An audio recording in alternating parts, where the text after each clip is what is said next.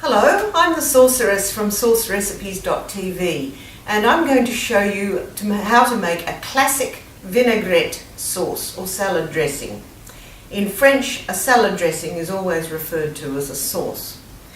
Now, vinaigrette is a very simple sauce. It's a very basic sauce, but it's capable of infinite variation, and it basically has 4 ingredients: an oil, an acid, salt and pepper. That's all.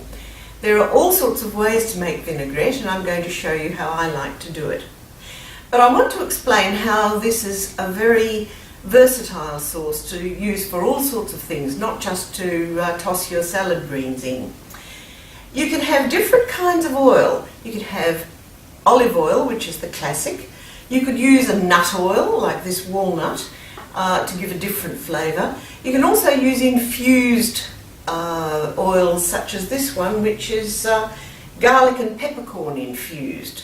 So you have all kinds of opportunities for changes there. You could even use cream, because what you're trying to introduce in this part of it is fat.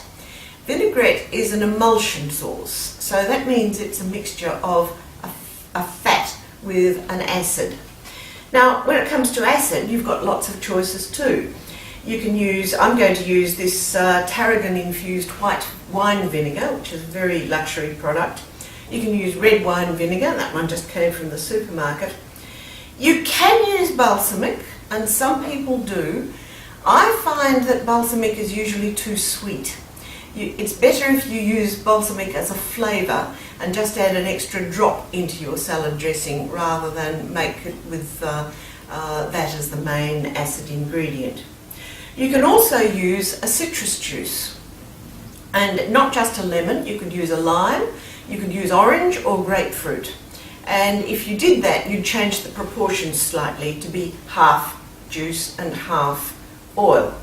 I'm going to use a regular oil and vinegar, and the proportions are 3:1. I'll be putting all this on the website. So I have 1 tablespoon of red wine vinegar and 3 tablespoons of olive oil. I'm going to put those, I'm not going to do that. I'm going to put my vinegar into the bowl, and I'm going to grind in a little bit of salt at this point, and this is where I need to start mixing it. Now, this is important because salt will not dissolve in oil. So if you're going to use any salt and pepper in your vinaigrette, you must dissolve the salt in the vinegar first. Now, I also like to add a little bit of mustard. Now, this is both an added flavouring. I'm using about a teaspoon of mustard, putting that in, because mustard is a very good emulsifier.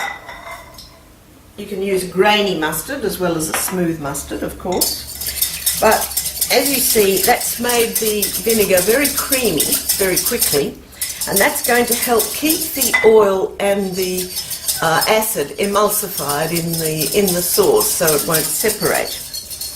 Now, I'm simply going to add my oil a little at a time and whisk that in. So you can see it's not fully emulsified yet. It has to be whisked in a little at a time. And I'm just using a whisk and a bowl in the normal way. You can see it coming still. As I whisk, the oil gets incorporated into the emulsion. Add a little bit more now.